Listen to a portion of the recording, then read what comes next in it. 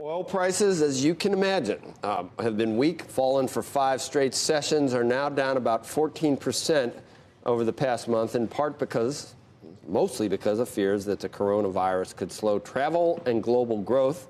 Now look at what happened during the past outbreaks, like SARS back in 2003, 2004. Crude prices fell sharply in the weeks and months that followed. We're joined now by Rob Thummel. He is a senior portfolio manager at Tortoise Capital Advisors. I'm sorry, I'm so fluent in French, Rob, that I just can't, you can probably tell, that I just can't help myself. So amazing. First we have Iran at the beginning of the calendar year. Now we have coronavirus. It's crazy. There's going to be some volatility, but much less than you would expect if we were not the swing producer all of a sudden. Yeah, no, that's absolutely the case, Joe. Yeah, we've had ups and downs in oil prices. We've had ups and downs in oil prices over the last several years. But in general, oil prices broadly have stayed very low. Commodity prices in general have been very low. And that's all because of what you mentioned. It's the fact that the U.S. has been able to increase production globally and really keep inflation, at least from an energy perspective, very low, which has really helped global expansion around the world.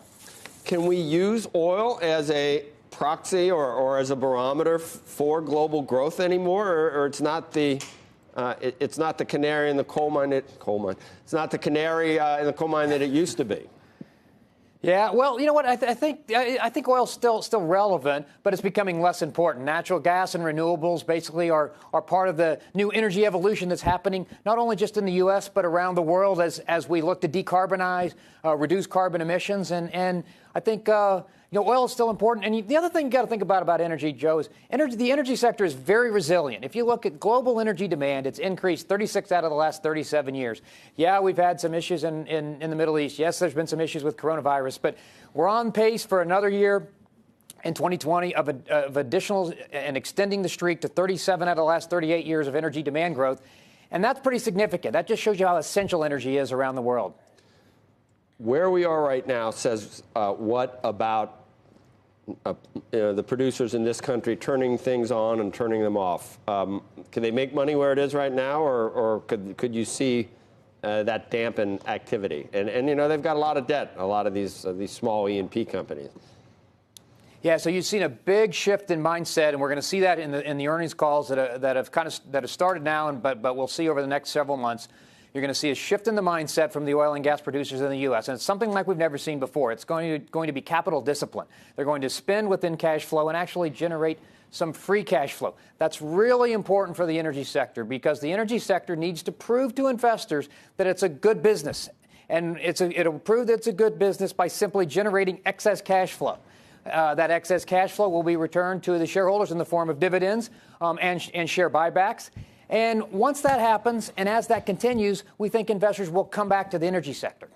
Really? Okay, so it wasn't great last year. You think this is going to be the year, or this is a transition year, and what are your favorites? Well, so what we like at Tortoise is the energy infrastructure sector. Now, the energy infrastructure is already generating free cash flow. So if you look at the 10-year Treasury, it's 1.7, 1.8% today. The S&P 500 dividend yield is 1.6, 1.8% as well. Energy infrastructure stocks are actually generating substantial yields. Companies like Enterprise Products Partners, significant energy infrastructure name, 6.6 dividend yield. It's grown its dividend every year for the last decade.